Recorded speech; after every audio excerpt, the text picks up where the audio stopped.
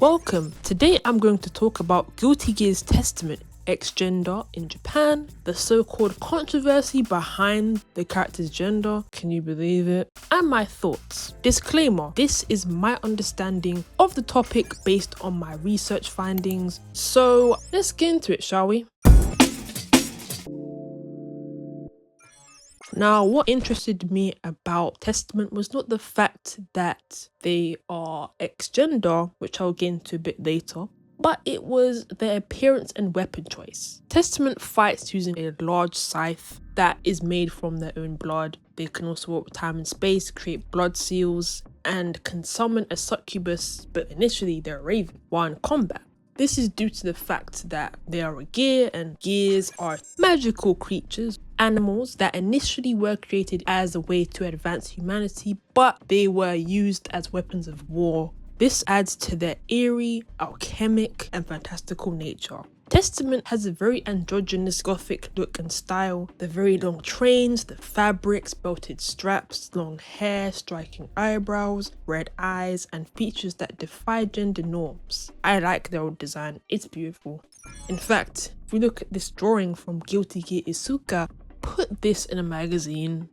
I've talked about Visual Kei on the channel, but Testament reminded me of the late Atsushi Sakurai, who was in the Japanese rock band Buck-Tick. Although he inspired a lot of mangaka, musicians, and anime back in the day,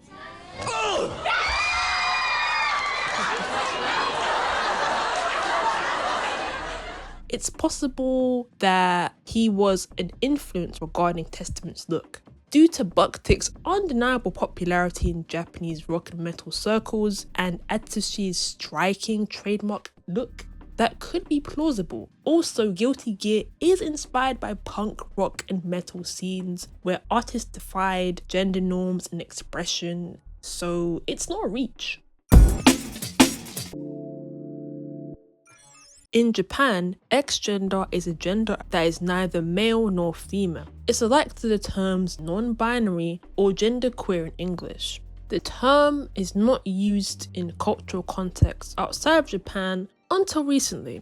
When it comes to Japanese vocabulary, the terms gender, sei, and sex, seibetsu, are used interchangeably to refer to sex, gender, or both.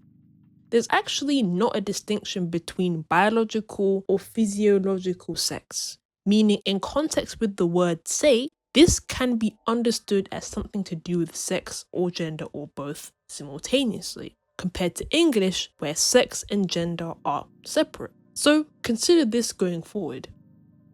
The term began to be used in queer communities of Kansai, Osaka, and Kyoto during the latter half of the 1990s, in which these studies appeared. By the early 2000s, the term started to be used within these communities with the rise of the internet, SNS, and bulletin boards.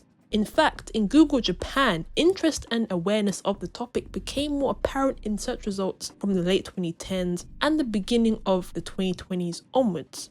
However, progress has been slow in regard to X-gender recognition within the country. Being X-gender is considered a gender identity disorder? Need to fix that.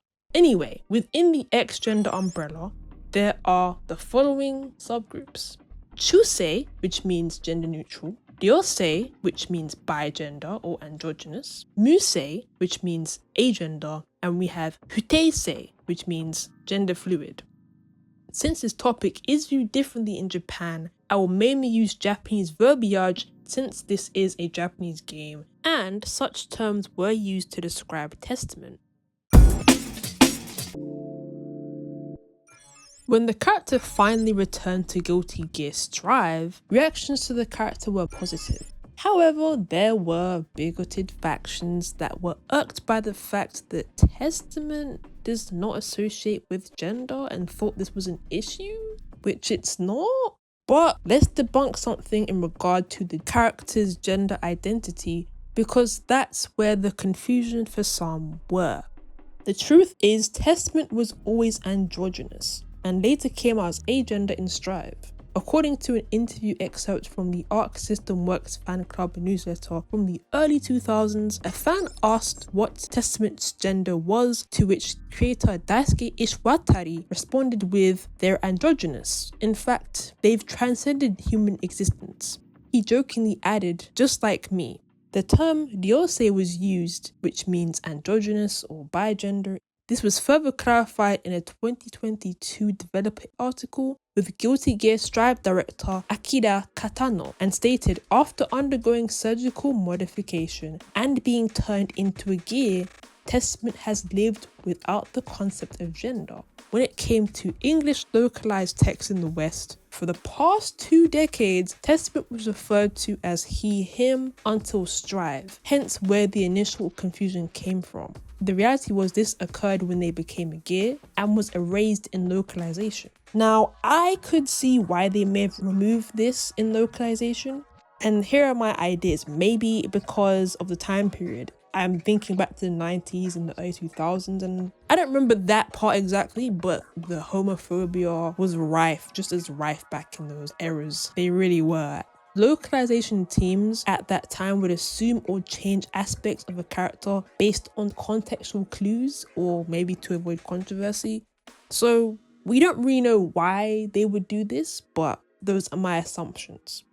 Fast forward to 2022, Riku Ozawa, the marketing representative for Arc System Works, said Testament was originally envisioned as an androgynous character, expressing both genders, but that in Strive, they are agender.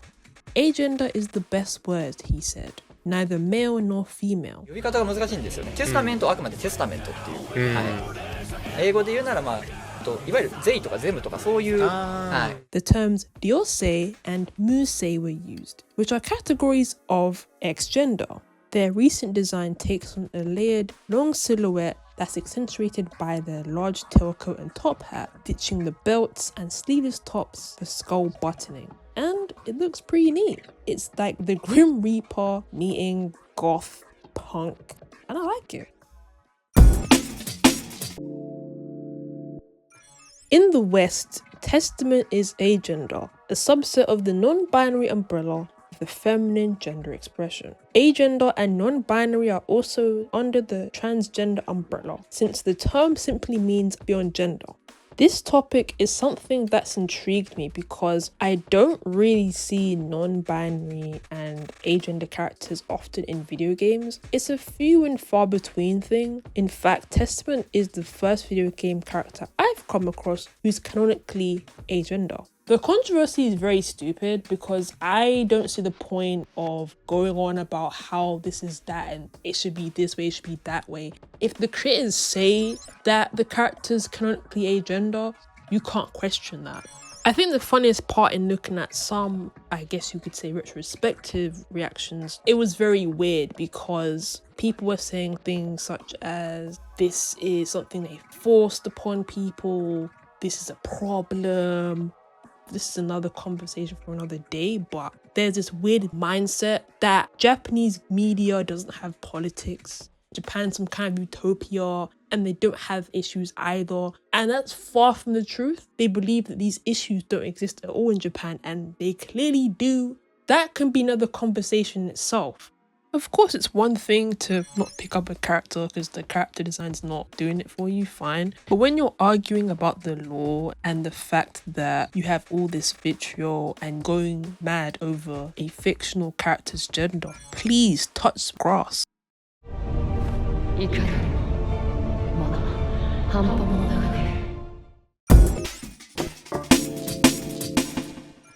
I wanted to highlight X gender in Japan and my interpretation of it anyway. There are people in Japan that don't conform to that, and characters like Testament, although yes, Testament is a fictional character, this is real life stuff.